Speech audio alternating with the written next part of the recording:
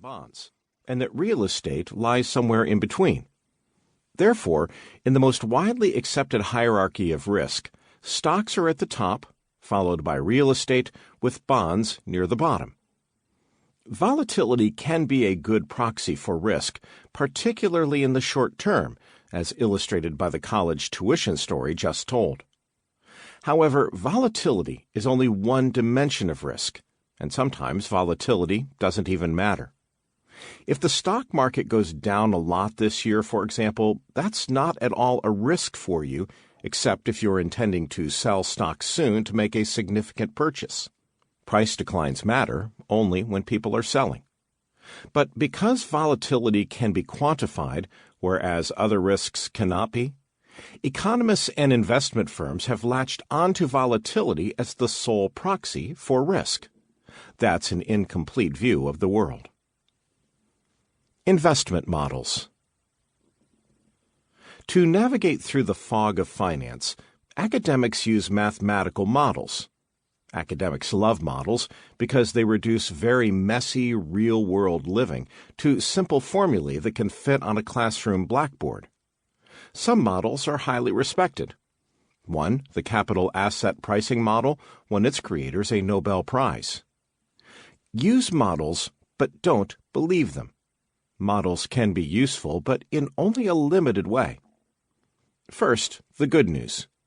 Some models, including the capital asset pricing model, describe how markets are supposed to behave, and such descriptions are useful in understanding basic principles, such as the virtue of diversification, the equity risk premium, and so on.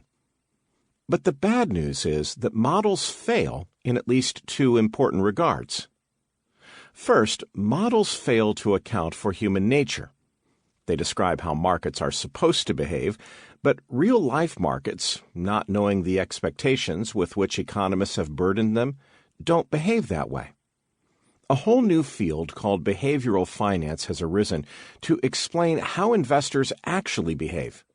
Because real-life behavior cannot be described mathematically, economists' models are incomplete.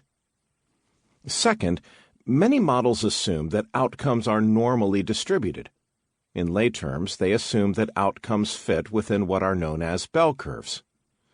Bell curves are good at describing normal circumstances, but circumstances are not always normal, and abnormal circumstances are the dangerous ones. Imagine a black line that plots investment returns on the horizontal axis and the probability of earning those returns on the vertical axis.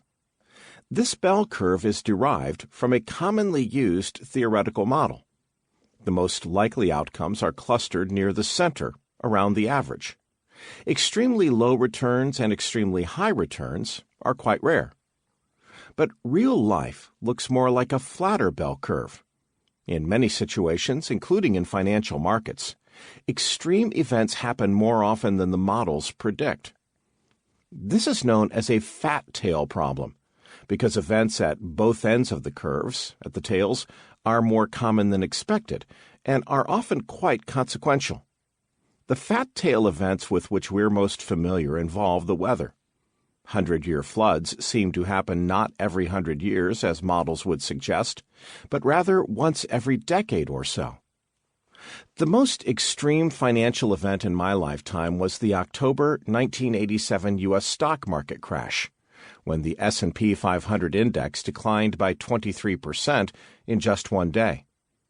According to standard stock market models, that 23% single-day decline should happen only once in every 3 trillion years. That was a fat tail event.